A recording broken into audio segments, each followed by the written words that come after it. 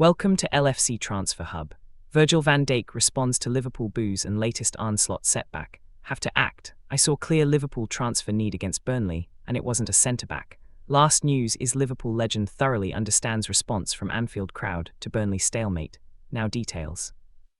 Virgil van Dijk cut a frustrated figure in the immediate aftermath of Liverpool's draw with Burnley. Once again, a low block had caused problems for his side, leading to more dropped points. Florian Wirtz had broken the deadlock, but Liverpool couldn't find another goal. That was always going to leave the possibility of the visitors equalising, and they did, through Marcus Edwards. I think frustration is the word that is definitely in my head right now, Van Dijk told reporters. I'm frustrated. I'm frustrated that after 60 minutes we started to become sloppy, and it's not the first time. We have to address that. It's been spoken about already, but we have to address it again, apparently. Monday will be a big one for it because Wednesday will be a very difficult game. Not only because of the atmosphere, but it's against a Roberto De Zerbi team who make it very difficult for you. In a way, facing a Marseille team that will play out from the back and make the game more open could play into Liverpool's hands. The Reds, as Arne Slot has spoken about endlessly, have struggled against defences that just sit in. We created loads of chances, and that's a good sign, especially if you look at the last few games we drew, Van Dijk said.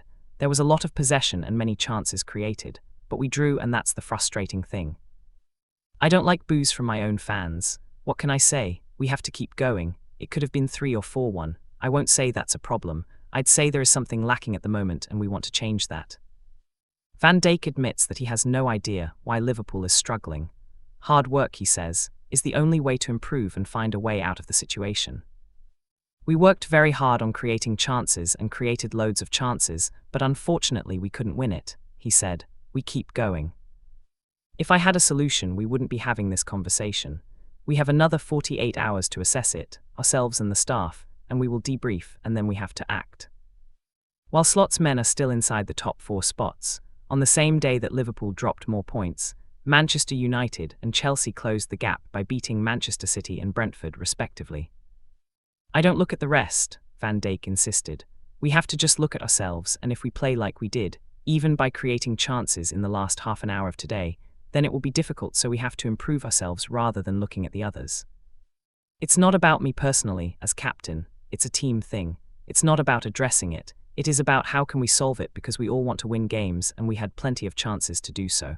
The fact is we drew, and that's why I'm frustrated, like everyone should be.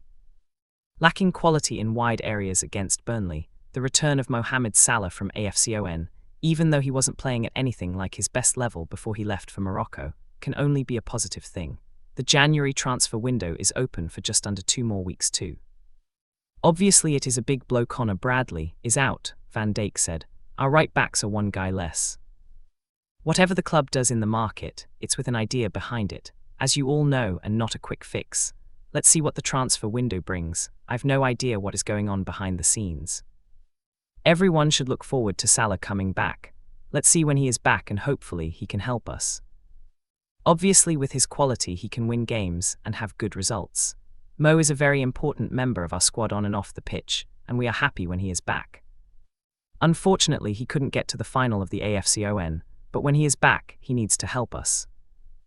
Another news is I saw clear Liverpool transfer need against Burnley, and it wasn't a centre-back.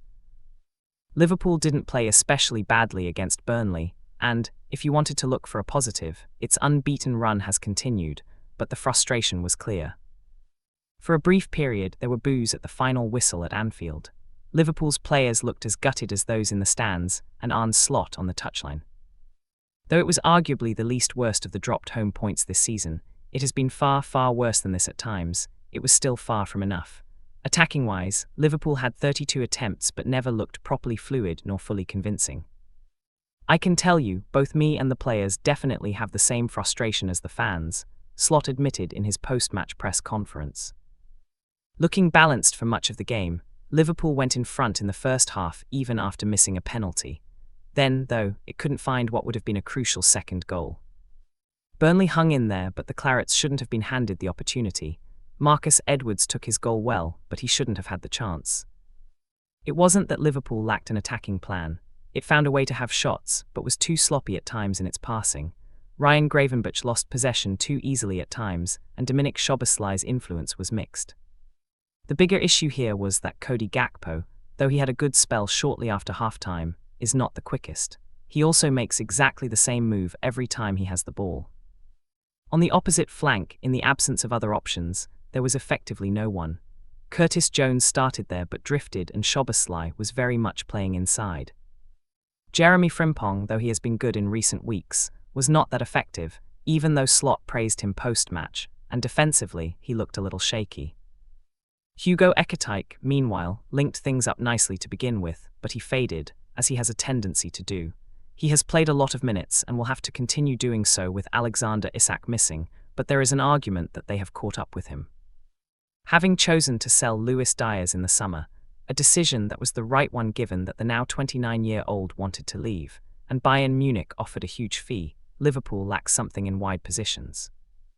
The Colombian was not replaced, and that was the mistake, rather than letting him leave. With Rio Ngumoha not ready yet to step up on a regular basis, Liverpool has looked lacking in that department since. Mohamed Salah, now that his AFCON exploits are over, could provide the answer, but his form before he left was hardly scintillating. The bottom line is that Slot simply doesn't have the personnel required on the wings, and until that changes, the puzzle won't be complete. In the summer, more pace and dynamism on the flanks is required in the transfer market. Florian Wirtz was exceptional against Burnley, but he needs some help.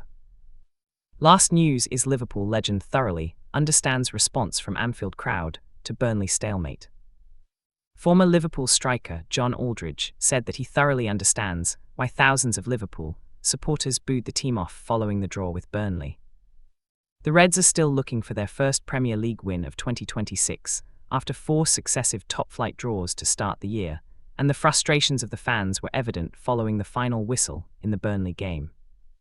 Liverpool produced one of its better performances of the season against the Clarets, but Marcus Edwards' second-half strike secured a point for the Premier League's 19th-placed team after Florian Wirtz had opened the scoring in the first half. Aldridge took to social media to say that he himself was so frustrated with the draws and that he fully understood the crowd's reaction to the results. The boos were mentioned to Liverpool head coach Arne Slot in his post-game press conference, and he also said that he understood why the fans were so vocal at full time. "Yes, in my head it wasn't a boo, but in my head it was frustration as well," Slot said. "We are Liverpool and we play against Burnley. We have to give them credit for how they defended, cleared balls off the line, all the things you want to see if you are a Burnley manager, players that try to do everything to prevent us from scoring. But if we, as Liverpool, are not disappointed anymore by having a draw at home against Burnley, then something is completely wrong. I completely understand the frustration. I can tell you I have the same, and the players definitely have the same frustration as the fans have." In the eyes of many supporters, the credit that Slot accrued with Liverpool's title win last season has run out, and it's time for a managerial change. But Liverpool reportedly has no intention of making a mid-season change, with the team still in the Champions League and the FA Cup, and also well placed to qualify for next season's Champions League. Slot retains the support of his paymasters, but that could change in the summer if Liverpool ends up failing to qualify for next season's Champions League, which is described by The Athletic as a minimum requirement for the Dutchman. The sacking of Xabi Alonso by Real Madrid has added an extra dimension to Liverpool's managerial situation, with the former Reds midfielder likely to be favoured by the majority supporters, should the club opt to make a change in the dugout.